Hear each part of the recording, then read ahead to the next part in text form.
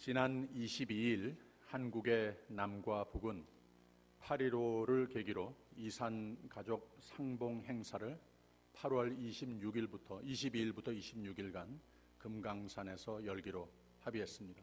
3년 전 2015년 10월에 같은 장소에서 이루어졌었죠.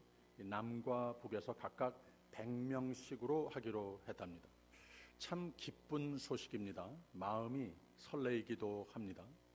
그런데 동시에 참 마음이 아프기도 하죠. 3년 전에 있었던 사진들, 동영상 우리가 다 봤습니다.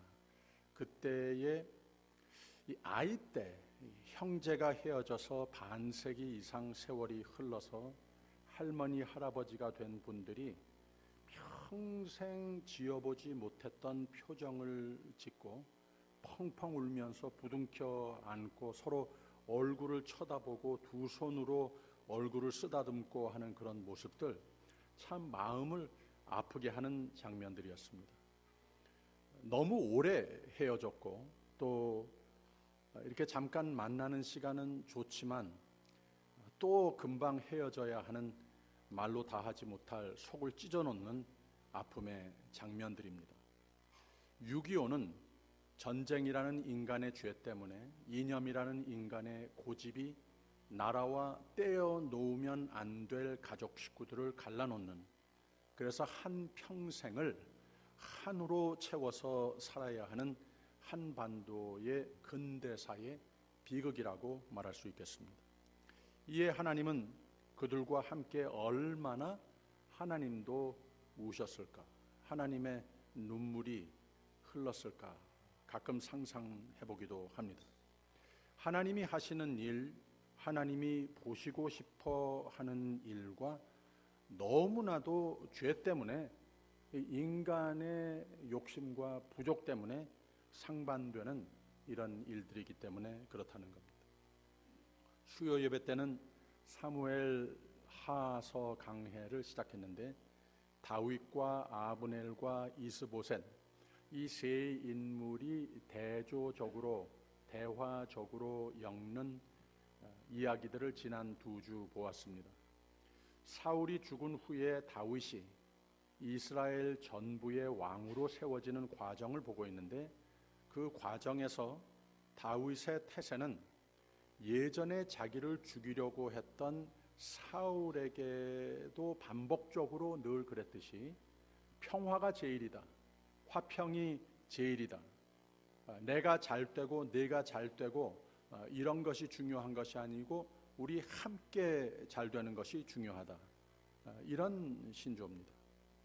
예전에 하나가 되지 못했어도, 예전에 서로 못 믿고 해치고 정치하고 험담하고 헐뜯고 그랬어도 중요한 것을 지금은 화평을 모두가 함께 바라고 이를 위해서 노력해야 하는 바이다. 누가 왕이고 누가 장군이고 누가 서민이고가 중요한 것이 아니라 우리 모두가 하나 된 민족으로 하나의 평화와 평안의 민족적 국가적 미래를 위해 함께 노력하여야 하는 것이다. 근데 아브넬과 이스보셋은 하나는 사울의 장군이었었고 하나는 사울의 아들이었는데 온 나라의 평화와 통일국이 되는 것, 그래서 모두가 전쟁도 없고 풍성한 미래를 희망할 수 있는 것이 중요한 것보다 내가 왕되고 내가 권력을 잡는 것이 중요한 사람이었습니다. 그래서 하나님이 선택하신 다윗이 적수가 되고 싸움을 걸어오고 백성들을 정치로 갈라놓고 하나님과 왕과 돌아서게 하고, 이 일을 수년간 기가 막히게, 머리들은 좋으니까 기가 막히게 잘했습니다. 근데 결국 그들은 하나님이 버리고 사람들에게도 신임을 잃어서 사람들에게도 버림을 받고 자신들의 추종자들의 손과 미움을 샀던 자들의 손에 의해서 죽습니다. 다윗은 평화와 화평만 부르짖는데 때로는 우리 말씀을 공부하는 가운데에도 이게 참 답답하다, 이게 너무 바보스럽다, 이렇게 너무 손해를 뻔히 알면서도 보는 모습이 참 안타깝기도 합니다. 근데 하나님과 사람의 인정을 받는 결과가 오더라고 하는 겁니다. 결국 통일국의 왕이 다윗이 왕이 됐습니다. 왜 이런 차이가 있는가? 아브넬과 이스보셋은 하나님 하시는 일, 하나님 보고 싶어 하시는 일과 상반되는 마음가짐과 그런 사는 모습이었다는 거예요. 다윗은 하나님의 마음에 그대로 합한 닮은 모습이더라는 겁니다. 그래서 어떤 때는 이 부족한 인간의 한계성 있는 생각으로 보았을 때 답답하기도 하고 바보스럽기도 하고 그렇다는 거예요. 그런데 하나님의 입장에서 보았을 때 이 믿음을 가진 다윗의 마음에서 판단을 했을 때에 이게 분명한 거다. 피스메이커였었다고 하는 겁니다. 다른 것 잘하면은 좋죠. 잘못하면은 안 될 것 많죠. 그러나 이런 것보다 마음가지보다 영원토록 더 중요한 것이 바로 하나님께서 보고 싶어 하시는 것은 하나님의 사람으로 하여금 이 세상 사는 가운데에 평화의 도구, 피스메이커로 사는 것을 보고 싶어 한다고 하는 겁니다. 이런 사람들을 하나님께서 제일 좋아하는 사람들이라고 하는 말입니다. 이런 일들 다 옛날 얘기 같죠. 큰 비극입니다. 나라의 분열 얘기들, 또 역사 속에서만 볼 수 있는 것 같이 여겨지는 우리가 기념을 하고 그런데 이런 것이 과연 역사 속에서만 기억에 남는 일들인가? 또 이념의 전쟁, 이런 옛날 이야기들이기만 한가?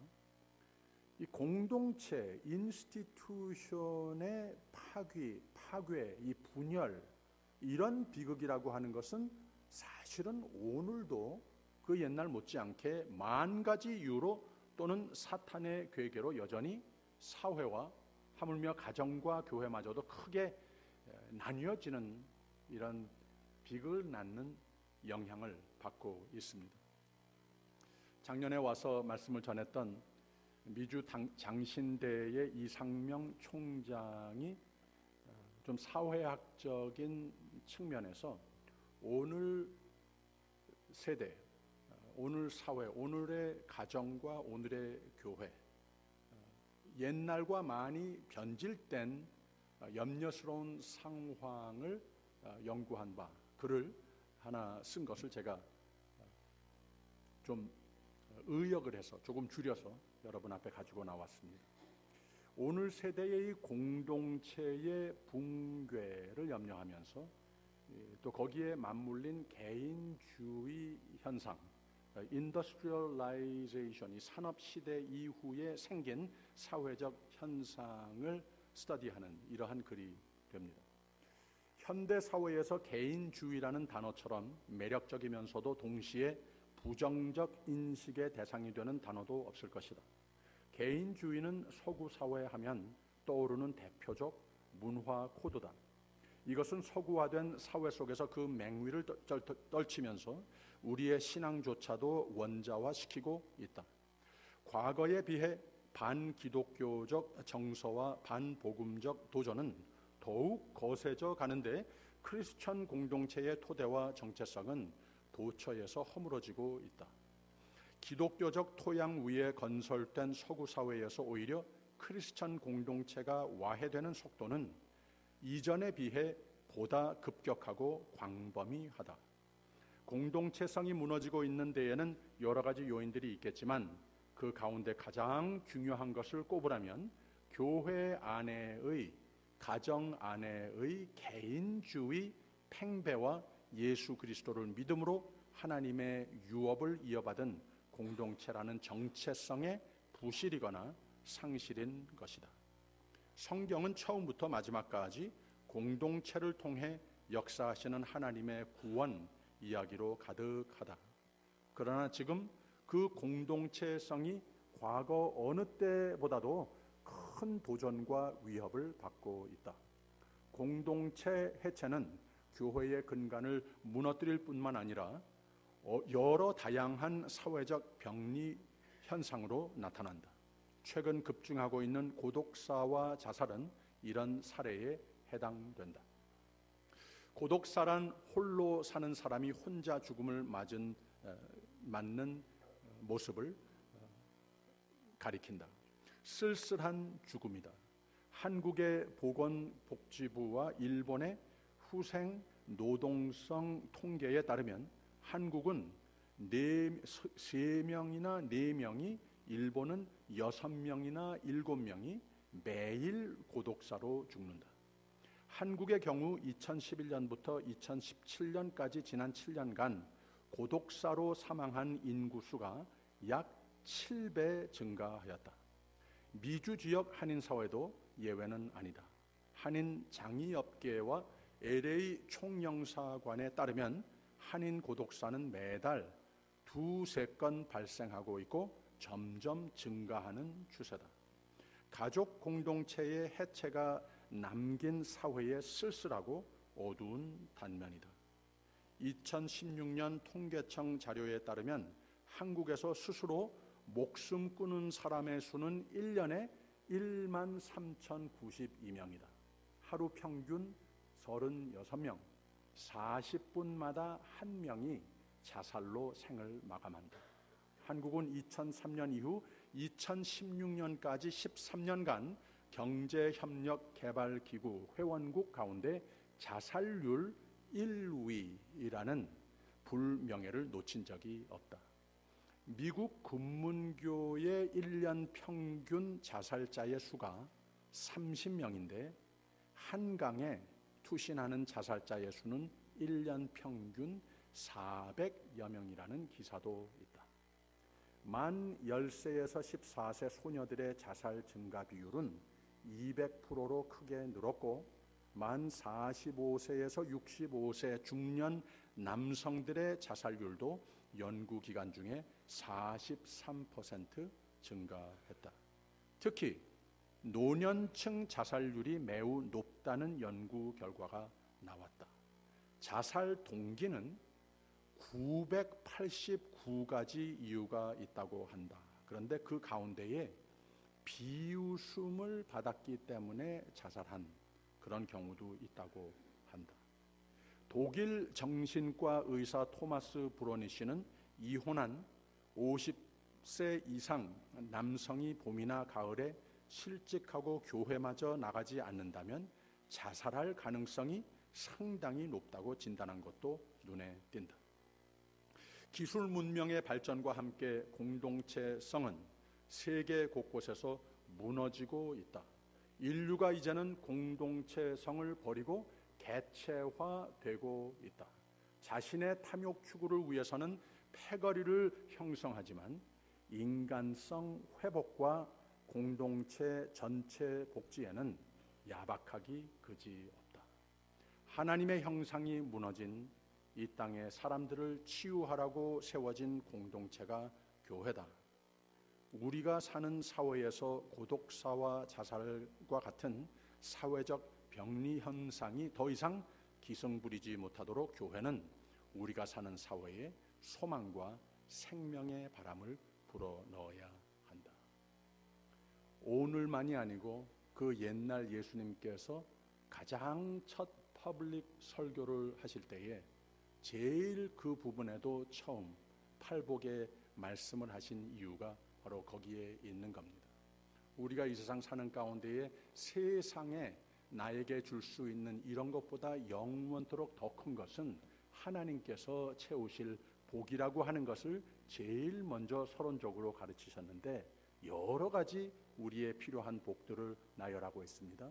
여기에 나와 있는 복들을 다 포함하면 그 외에 우리가 이 세상에 바랄 것이 없을 정도로 아주 컴플릿한 하나님의 우리에게 향하신 그 사랑, 복의 마음을 볼 수 있습니다. 심령이 가난한 자는 복이 있나니 천국이 저희 것이며 애통하는 자는 복이 있나니 저희가 위로를 받을 것이요 위로한 자는 복이 있나니 저희가 땅을 기업으로 받을 것이며 의에 줄이고 목마른 자는 복이 있나니 저희가 배부를 것이며 긍휼히 여기는 자는 복이 있나니 저희가 긍휼히 여김을 받을 것이며 마음이 청결한 자는 복이 있나니 저희가 하나님을 볼 것이며 화평케 하는 자는 복이 있나니 저희가 하나님의 아들이라 일컬음을 받을 것이며 의의를 위하여 핍박을 받은 자는 복이 있나니 천국이 저희 것입니다.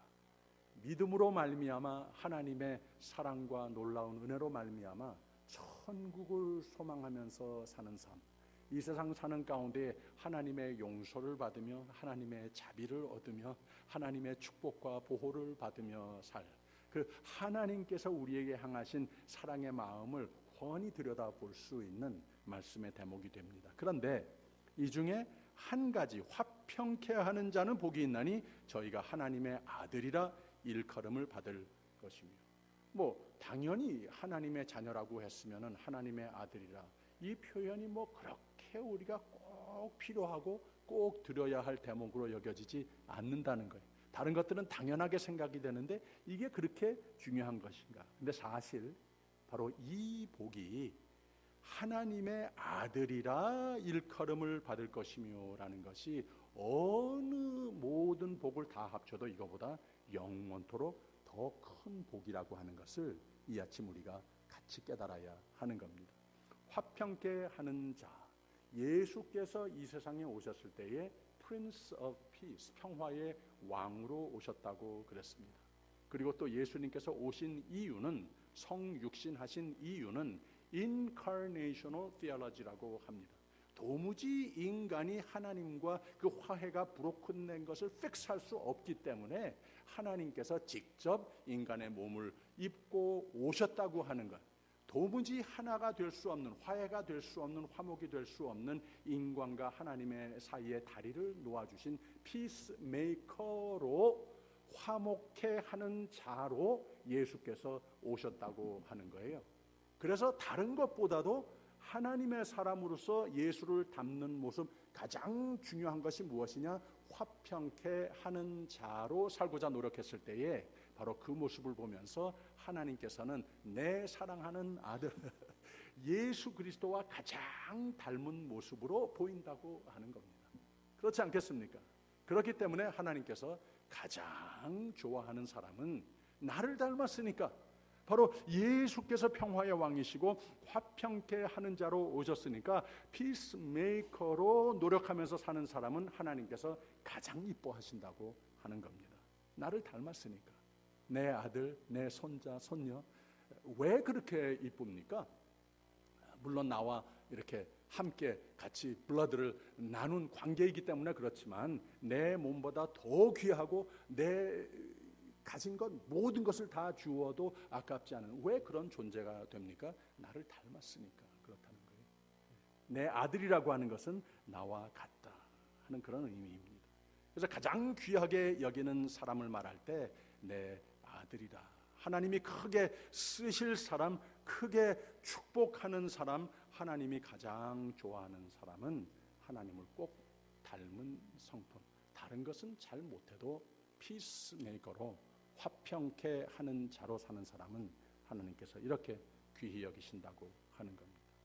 하나님은 특히 오늘 세대에 화목의 말씀을 부탁받은 우리가, 교회가, 가정이, 그리스도인이 포함된 모든 공동체의 삶이 믿음의 사람들이 다시 한번 하나님께서 만들어주신 새로운 피조물, 하나님의 자녀로 만들어주셨다고 하는 이 놀라운 은혜, 인류 역사 속에서 가장 위대한 사람도 이룰 수 없었던 그 사랑을, 그 생명을, 하나님과의 reconciliation을 하나님께서 직접 예수 그리스도 안에서 이루어 주셨는데, 이 삶을 더욱더 우리가 기뻐하고 더욱더 성화되어가는 삶이 되기 위해서, 하나님께서 가장 기뻐하시는 삶이 되기 위해서 우리가 그만큼 더욱더 화목의 삶, 화해를 공구로 하나님께서 위해서 쓰시는 사람, 그만큼 더 하나님께서 이 놀라운 피스메이커로서의 은혜가 없었더라면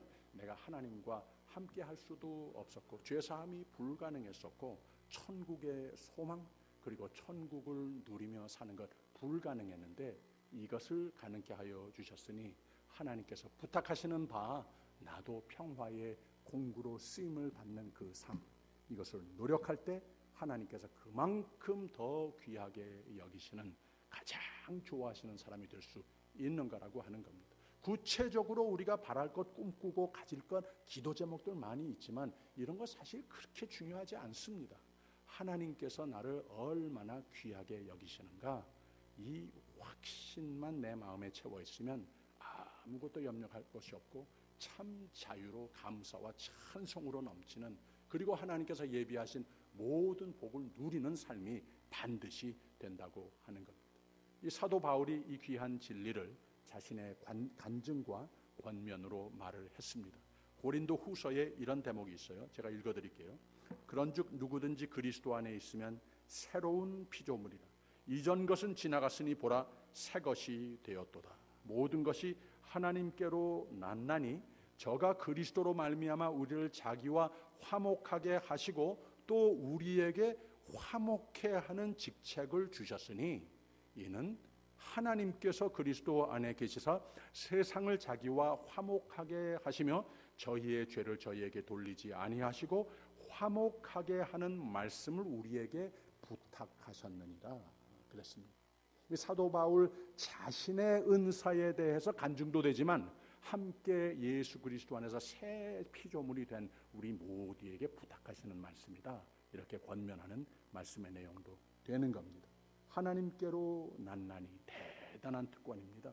인카네이셔널 사건, 하나님이 그 아이덴티티를 버리시고 우리에게 새 아이덴티티를 주시기 위해서 도무지 하나가 될 수 없는 우리에게 다가와서 화해를 하셨는데, 화해의 사역자로 모든 그리스도인은 우리가 모일 때마다 하나님께서 베푸시는 그 참 세상에서 얻을 수 없는 평화, 세상에서 누릴 수 없는 사랑과 기쁨, 모든 복 확신하는 거 하나님 기뻐하십니다. 우리도 기뻐하여야 합니다. 그러나 우리의 기쁨에, 우리의 믿음의 삶에, 하나님께서 참 기뻐하실 삶에 반밖에 안 된다고 하는 거예요.